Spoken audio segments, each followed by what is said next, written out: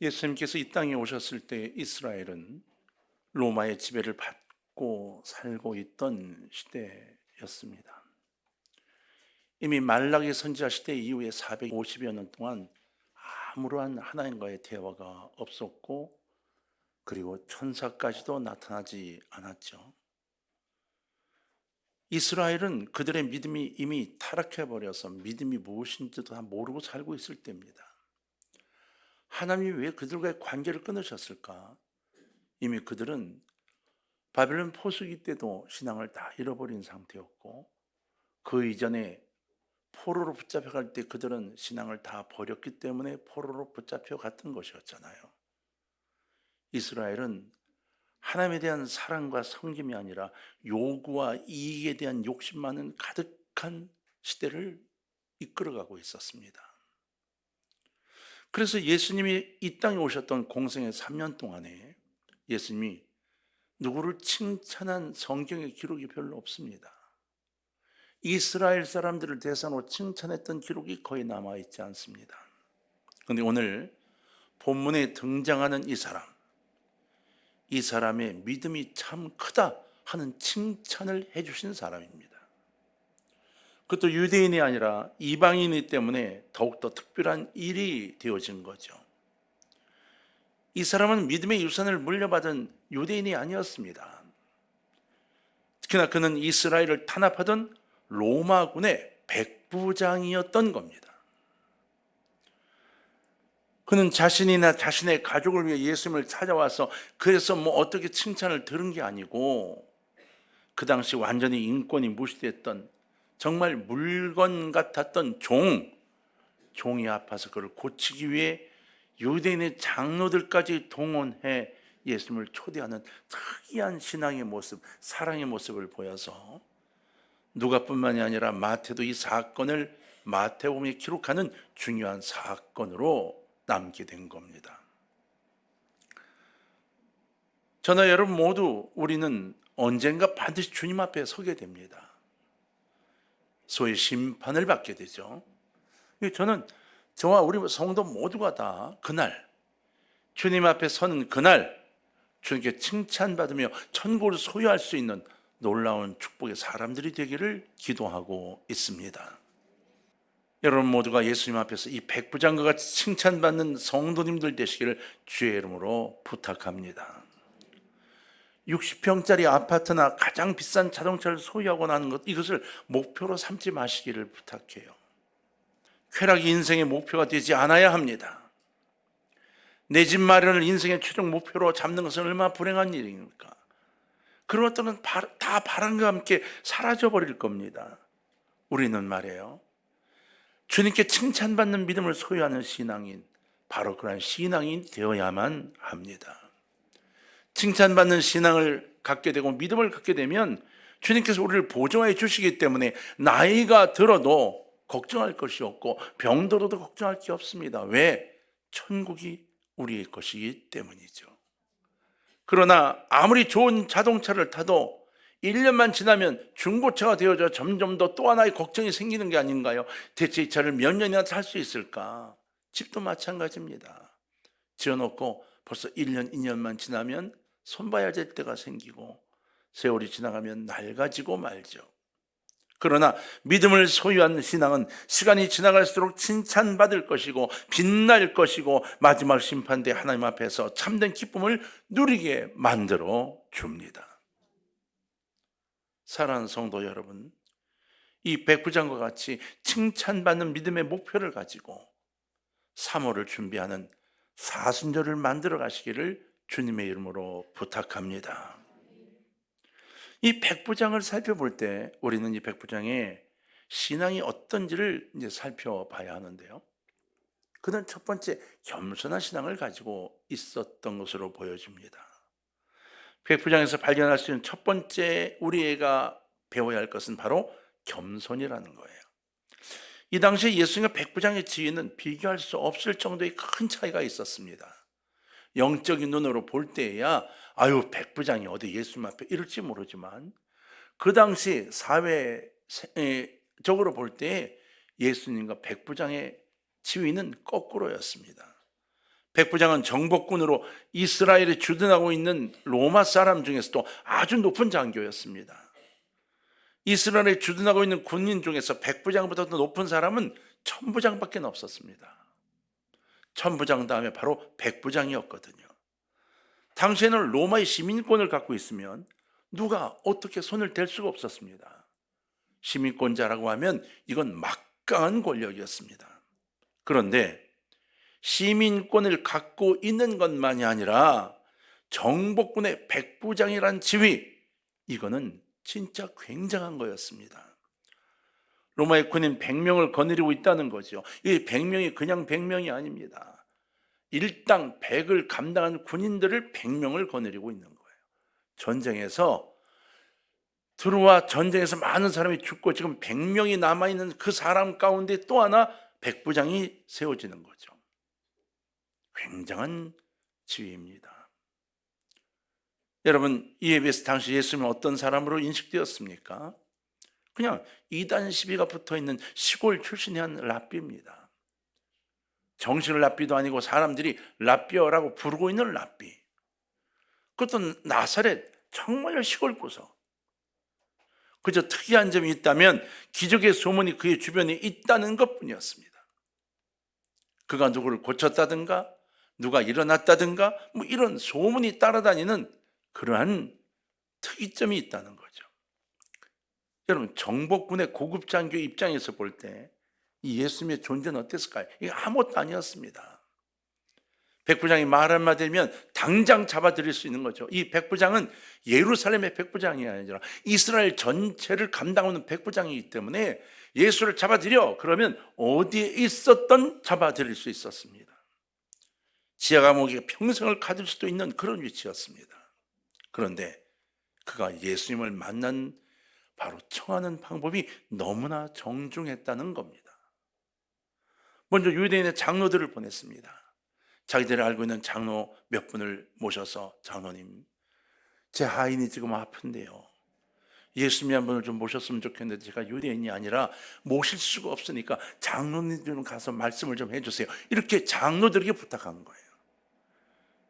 그리고는 가만 생각을 하고 나서 아차 싶어 친구들을 또 보냅니다. 그리고는 이렇게 이야기하죠. 선생님, 저희 집에 오신 것을 제가 감당할 수가 없습니다. 말씀만 해주십시오. 선생님같이 귀한 분이 어찌 저희 집에 오실 수 있겠습니까? 라고 정중하게 예수님께 이야기를 전달합니다. 예수님은 집도 없었습니다. 그러나 백부장의 공간은 얼마나 멋진 공간인지 아십니까? 객관적으로 비교가 되지 않는 그 상황 속에서 예수님을 청하는 모습이 얼마나 겸손했던가를 우리는 보게 됩니다. 성도 여러분, 옳고 좋은 신앙을 갖기 위해서는 먼저 겸손해야 합니다. 저나 여러분 모두가 다 겸손해야 하는 거죠. 나를 좀 드러내고 날 좀 알아달라고 외칠 게 아니라 주님으로 인한 놀라운 축복을 감사하는 겸손함이 우리에게 있어야 하는 거예요. 특히나 신앙의 겸손이 있어야 합니다. 행위의 겸손은 인격을 통해서 갖출 수 있어요. 그러나 신앙의 겸손은 기도하고 말씀 안에 거하지 않으면 갖추지 못합니다. 성령님 내게 역사하지 않으면 신앙의 겸손은 생길 수가 없습니다. 많은 사람들이 기도 응답을 받아가고 신앙생활을 어느 정도 하게 되면 겸손을 잃어버리는 경우가 굉장히 많아요. 신앙에 교만이 들어가면 올바른 신앙생활을 절대로 할 수 없습니다. 그 믿음 좋았던 모습이 한순간에 끝나버리고 맙니다. 여러분, 목회자가 나이가 어리더라도 그분이 하나님의 기름 부음 받은 종이라는 이것 때문에 받들어주고 존중하고 대우해 주는 거잖아요. 담임 목사가 나이가 젊어 담임 목사가 오더라도 아이고 목사님 존중하는 이유가 그거잖아요. 그가 똑똑해서 박사학위를 받아서 나보다 한문을 더 많이 알아서 내가 모르는 헬라어를 알아서 그를 존중하는 게 아니에요. 그가 하나님으로부터 직임을 받았기 때문인 거죠. 어제까지는 그냥 같은 성도였어요. 근데 집사가 됐습니다. 놀리듯이 집사님하고 놀릴 것이 아니라 집사로 임명받았으니 하고 존중해 주는 마음이 우리가 있어야 한다는 거죠. 젊은 전사님들도 마찬가지입니다. 막내 손짓볼밖에 안 된다 해서 이거 봐 라고 부르는 것은 기본적인 겸손에서 벗어나는 겁니다. 내가 나이가 많으니까 날 좀 대우해 라는 것은 겸손과는 관계가 없습니다. 성직자이기 때문에 그래서 그를 받들고 대우하는 거죠. 이것이 신앙의 겸손인 겁니다. 아무리 높은 지위에 있고 많이 가지고 있고 나이가 많아도 하나님이 들어쓰는 사람에 대해서는 그 사람이 어린아이라고 하더라도 그 앞에 겸손할 줄 알아야 한다는 것이죠. 이 땅의 국회의원이라고요, 이 땅의 국무총리 대통령이라고요, 함부로 하나님의 사람을 대하면 안 됩니다. 왜냐하면 하나님이 선택한 사람들이기 때문이고 하나님이 사용하는 사람들이기 때문입니다. 여러분, 자신감을 가지시기 바랍니다. 나는 하나님의 자녀예요. 나는 성도입니다. 이것이 얼마나 큰 자신감인지 모릅니다. 서로가 겸손해져야 하고 세상을 향해서는 당당해야 합니다. 사랑하는 성도 여러분, 신앙의 겸손을 꼭 갖추시기를 부탁합니다. 목회자에게 가장 귀한 성도가 바로 이런 신앙의 겸손을 가진 사람입니다. 신앙의 예를 갖추는 사람, 겸손함을 갖추는 사람이 목회자에게도 사랑받고 하나님에게도 사랑받게 되는 거예요. 두 번째, 이 백부장은 세상에서도 인정받는 신앙을 갖고 있었다는 겁니다. 이 백부장의 모습에서 우리 눈에 들어오는 두 번째 것은 이 백부장이 하인까지도 정말로 사랑하는 인간미가 넘치는 사람이라는 거죠. 여러분, 본문 2절로 3절을 한번 볼까요? 교독을 해보십시다. 어떤 백부장의 사랑하는 종이 병들어 죽게 되었더니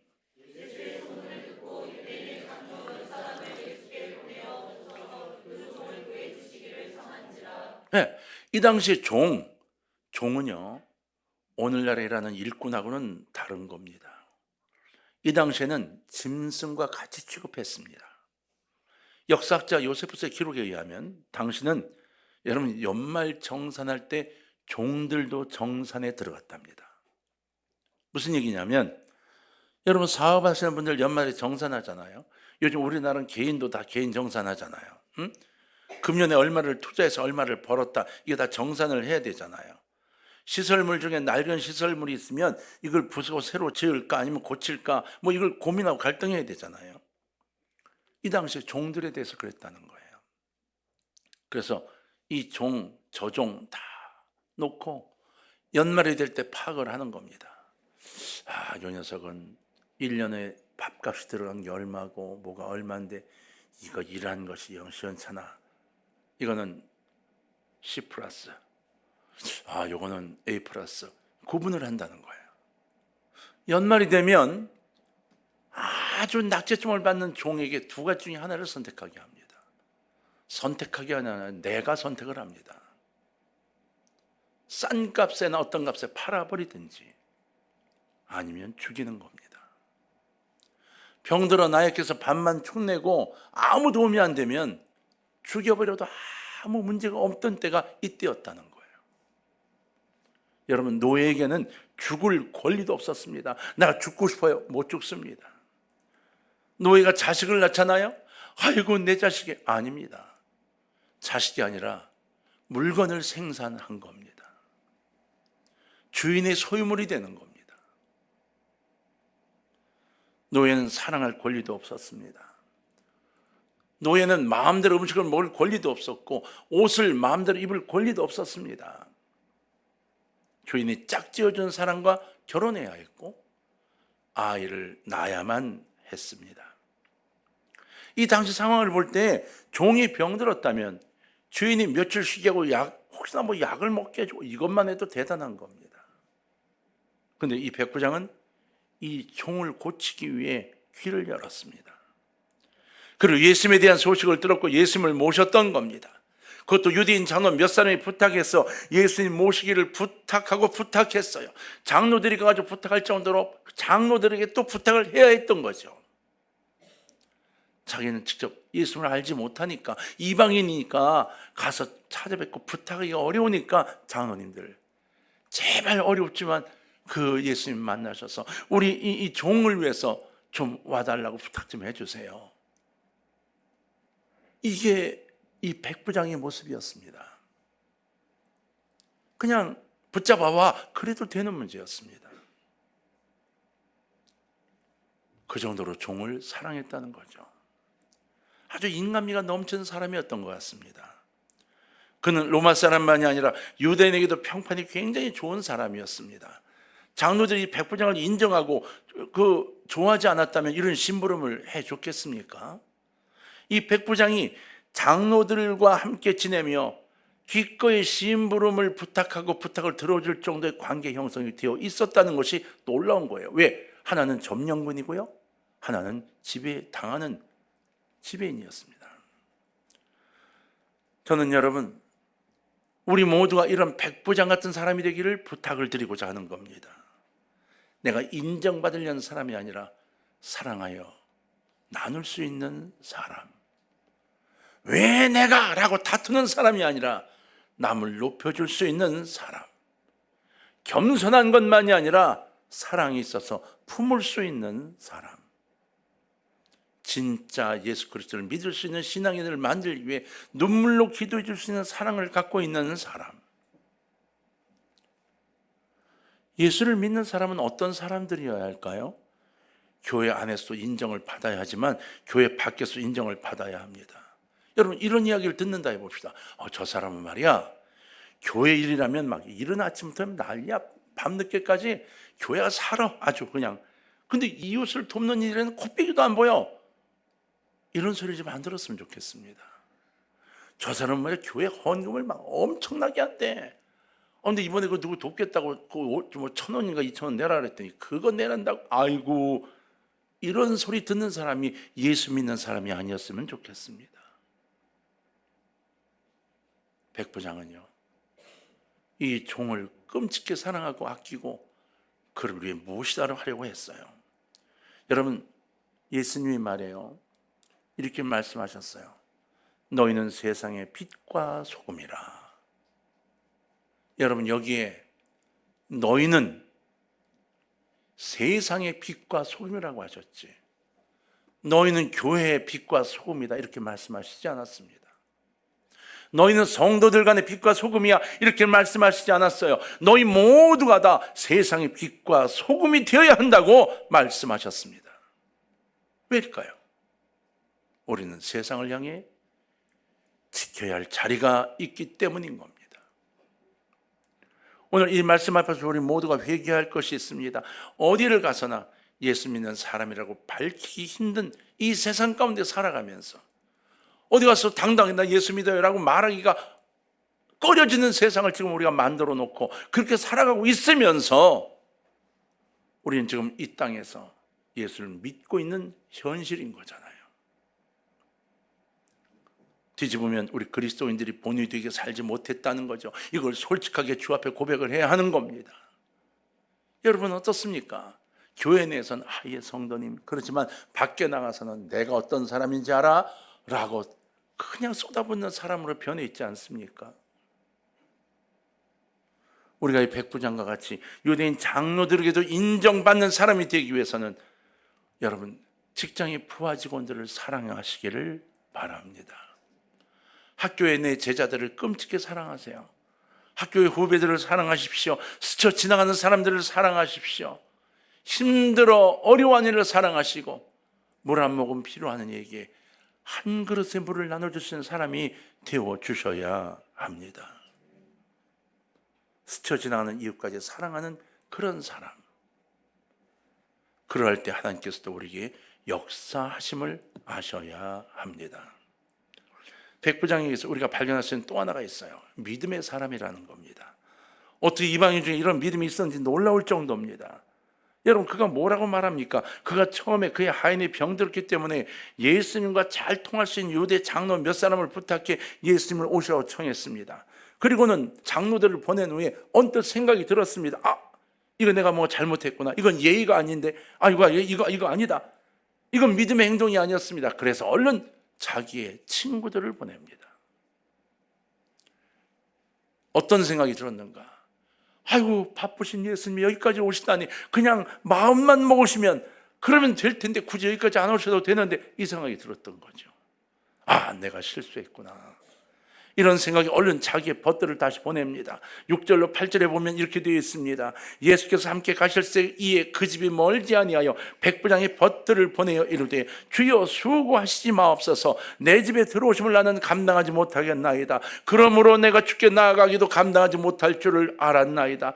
말씀만 하사 내 하인을 낫게 하소서. 나도 남의 소아에 든 사람이요 내 아래에도 병사가 있으니 이더러 가라 하면 가고 저더러 오라 하면 오고 내 종도로 이것을 하라 하면 하나이다. 저를 종같이 여기시고 우리 하인에 대해 명령만 하시면, 말씀만 하시면 나을 줄로 믿습니다. 여러분, 이 위대한 믿음을 예수님이 놀라 이렇게 말씀하십니다. 이만한 믿음을 본 적이 없다 했습니다. 여러분, 앞부분은 그의 겸손이 돋보이는 부분입니다.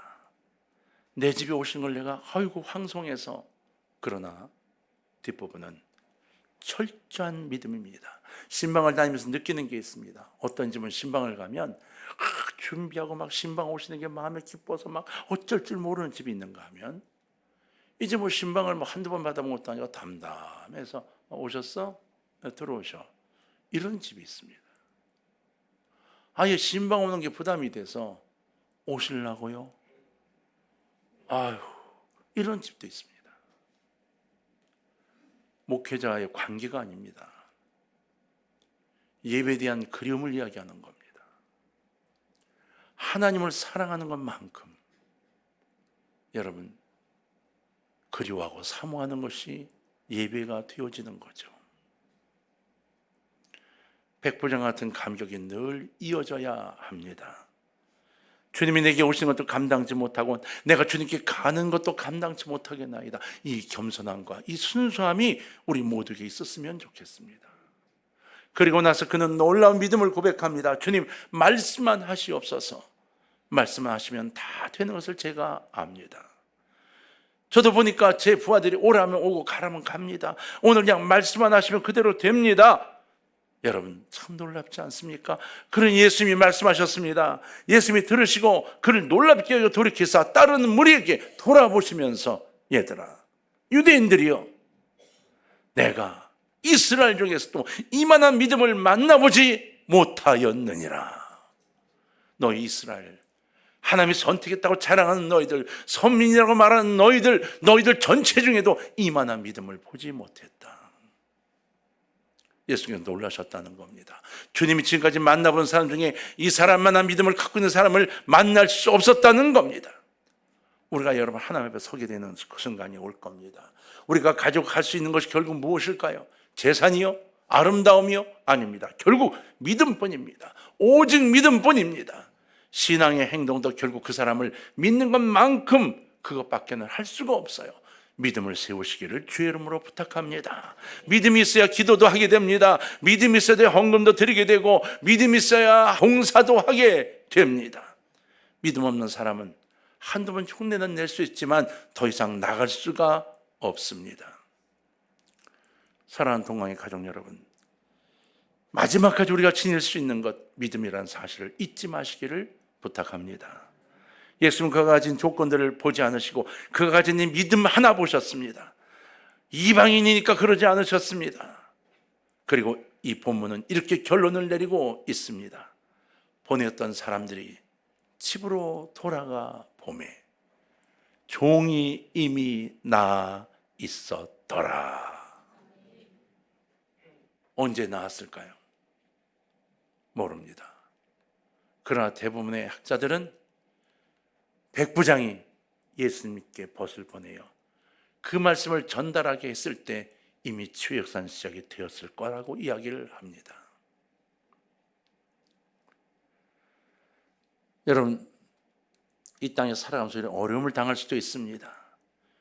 다른 사람의 시기를 받을 수도 있고 실패를 할 수도 있습니다. 하지만 결국에는 종임이 강건하여 있는 것을 보게 될 것이란 이 말씀을 가슴에 품고 승리를 가슴에 안고 살아가시기를 주의 이름으로 축원합니다. 예수님을 열심히 믿으시기를 부탁합니다. 육의 소욕을 따라가지 마십시다. 영의 소욕을 따라갑시다. 사순절 첫 번째 주일입니다. 여기에 모인 우리 모두가 하나가 되어서 돌아보고 한 걸음씩 앞으로 나가는 믿음으로 이 사순절을 마치는 2024년 부활절에 우린 이런 음성을 듣기를 부탁합니다. 이만한 믿음을 소유했구나. 이 칭찬이 우리 모두에게 있어지기를 주의 이름으로 부탁합니다. 그 자리에 서서 주께 영광 돌리는 우리 모두가 되기를 주의 이름으로 축원합니다.